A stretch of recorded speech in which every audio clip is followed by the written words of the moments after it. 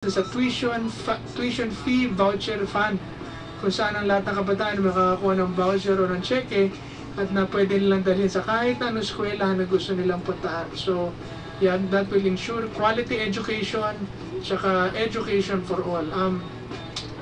When that happens, that will also bring competition sa mga eskwelahan, kaya bababa po ang tuition.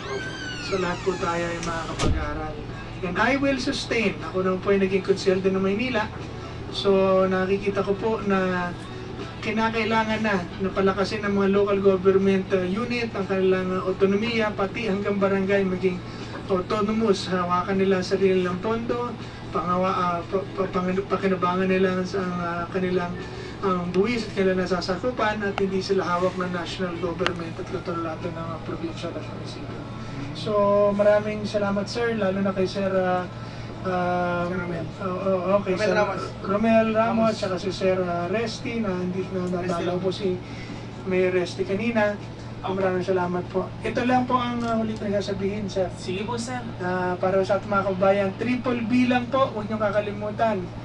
Bababa ang buwis kay Belica, bababa ang bilihin, lalaki ang kita natin. Greco Belica, number 4 para sa nito. Yes!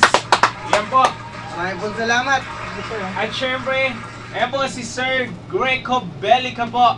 Na ayan, for Senator again naman po. Alam niyo na po kung ano po yung adhikain niya. Kaya naman, muli po natin pag-aralan. At maraming salamat po sa inyong pagbisita dito po sa Radyo Bulacan, ang radyo ng Bawat Bulacan nyo. At kay Sir na rin,